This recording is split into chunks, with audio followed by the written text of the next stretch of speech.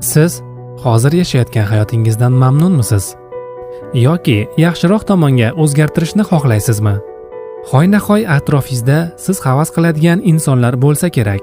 Balki yoningizda sizdan ham baxtliroq, yaxshiroq yashayotgan insonlar bordir.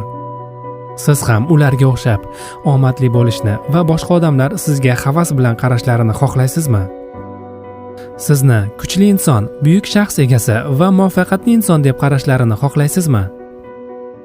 Albatta xohlaysiz. Kim ham buni xohlamagan bo'lardi? Shuning uchun meni sizlarga maslahatim, vaqtni cho'zmay qaror qabul qiling.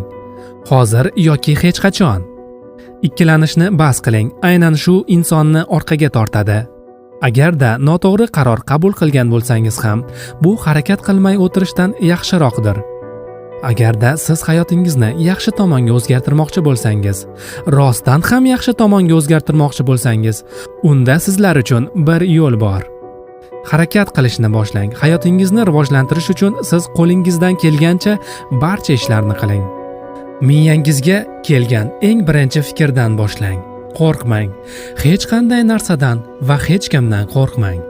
Hech qanday bo'ladigan qiyinchiliklardan qo'rqmang. Unutmang, umr juda qisqa. Shu paytgacha yashab o'tgan hayotingiz bu sizniki. Nimaniki qo'yib yuborgansiz, nimalarnidir bajarmagan bo'lsangiz, nimanidir his qilmagan bo'lsangiz, bu sizniki emas. Bu hayotdan o'zingiz bilan tashvish va muammolarni olib keta olmaysiz, ammo o'zingiz bilan eng baxtli, eng mazmunli onlar xotiralarini olib keta olasiz. Shuning uchun bu hayotdan foydalaning va buyuk maqsadlarga bo'lgan harakatlaringizni to'xtatmang. Unutmang, sizni barcha ishlaringizdan faqat natijalar qoladi. Balki siz nega men biron harakat qilishim kerak, nega kuch ishlatishim kerak deb o'ylayapsiz. Yoki, nima qilaman urinib, hammasi o'z-o'zidan bo'laveradi. Hozir xotirjam televizor ko'raman deyotgandursiz. O'zingizni bu tarzda tinchlantirmang. Harakat qilib yoki harakat qilmasdan ham bir kuningiz o'tib ketmoqda baribir. Siz hali ham bu hayotda yashayapsiz. Siz hayotdan nafaqat bu o'yin kulgu, balki o'zingizni ochilmagan qirralaringizni ko'rsatib ham eng zo'r zavqni olishingiz kerak. Bilasizlarmi, hayotning eng katta lazzati nima? Bu faqat eng zo'r insonlar oladigan zavq.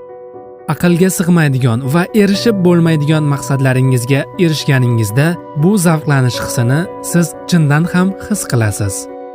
Siz maqsad va orzularingizga erishganingizni anglab yetganingizda xuddi shu tuyg'u sizni 5 daqiqaga qamrab oladi.